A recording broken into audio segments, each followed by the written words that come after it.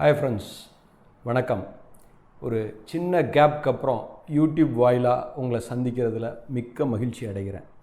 I hope இந்த ஒரு கிட்டத்தட்ட ஒரு 13-14 மாதத்தில் நீங்கள் எல்லாருமே நல்ல பணம் பண்ணியிருப்பீங்க. மார்க்கெட் ஒரு பெரிய ரன்னப் ஆகிருக்கு.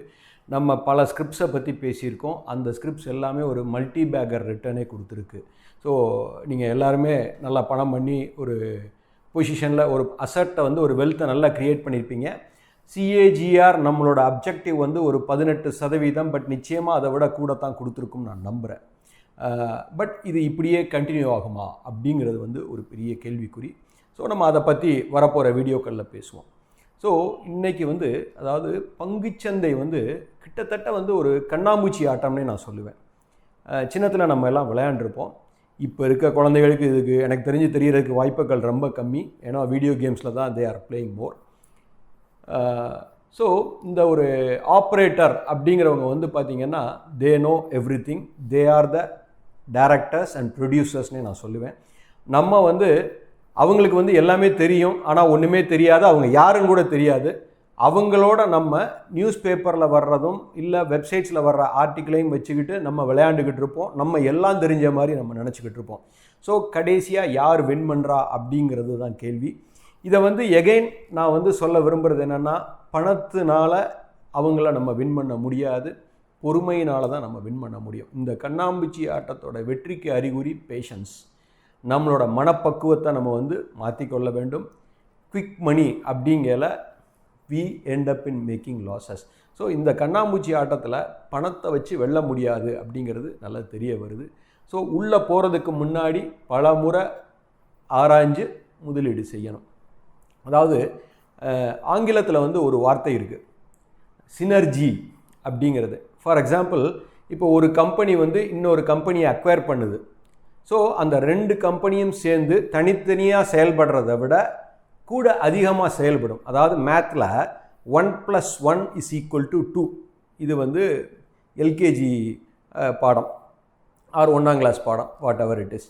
ஸோ ஆனால் இப்போ சினிமாக்காரங்களில் கேட்டிங்கன்னா 1+1 3 மாமா அப்படின்னு ஒரு பாட்டே வந்திருக்கு. ஸோ பங்குச்சந்தை அப்படின்னு கேட்டிங்கன்னா 1+1 is greater than 2.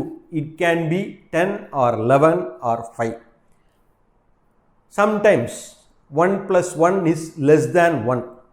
அதாவது பங்குச்சந்தையில் அந்த நம்ம ஃபண்டமெண்டல்ஸ், அந்த புக் வேல்யூக்கு கீழே ஒரு பங்கை வாங்கல, that is sentiment 1+1 is less than 1 அப்படிங்கிற சூழ்நிலை.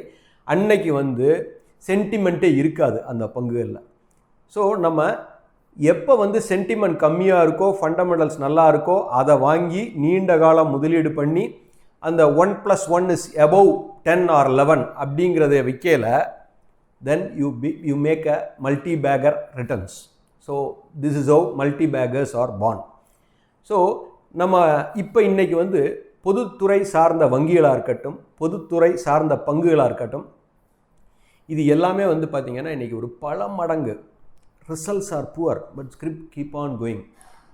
நம்பர்ஸ் புவராக இருக்குது, ஆனால் பங்கு ஏறிக்கிட்டே இருக்குது. போன சனிக்கிழமை அன்னைக்கு என்னோட ஜூனியர் அனலிஸ்டே பார்க்க வந்தார். அவர் என்ன சொல்கிறாருன்னா, எலெக்ஷனில் கன்ஃபார்ம்டாக த சேம் அரசு தான் வரப்போகுது, அன்னைக்கு வரையில் நிஃப்டி ஒரு 25,000 போயிடும் கன்ஃபார்ம்டு அப்படின்னாரு. ஸோ என்னை பொறுத்த வரைக்கும் நான் அதில் சில மாறுபாடு கருத்துக்கள், வின் பண்ணுறதுல எந்த மாற்றமும் இல்லை. ஸோ பட் 25,000 போகுமா அப்படிங்கிற பார்த்திங்கன்னா, அதுக்கு எல்லாமே இப்போவே டிஸ்கவுண்ட் ஆயிடுச்சுமே பங்குச்சந்தை.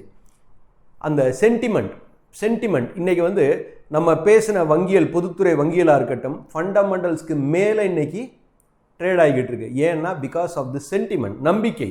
இந்த அரசு, இந்த டீம், இவங்க மேலே உள்ள நம்பிக்கைக்கு ஆல்ரெடி டிஸ்கவுண்டட். இப்போ பார்த்திங்கன்னா mid cap and small cap இன்றைக்கி கிட்டத்தட்ட 100 புள்ளிகள் சரிவு. வியாழன் வெள்ளி எல்லாமே சரிவில் தான் இருக்குது. ஒரு ப்ராஃபிட் டேக்கிங் ஹேப்பனிங்.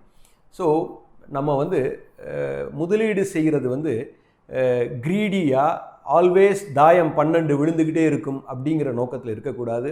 மழை காலத்துக்கு எறும்பு எப்படி சேர்க்குதோ அதே மாதிரி அறுவடை செஞ்சு பக்கா பண்ண கற்றுக்கொள்ள வேண்டும். ஸோ என்னோட ஒரே சஜஷன் என்னென்னா, to not fall in love with the stocks. So இப்போ இருக்க சூழ்நிலையில் எப்படி அசெட் அலோகேஷனை மாற்றுறதுங்கிறது அடுத்த வீடியோவில் நம்ம பார்ப்போம். Thank you all.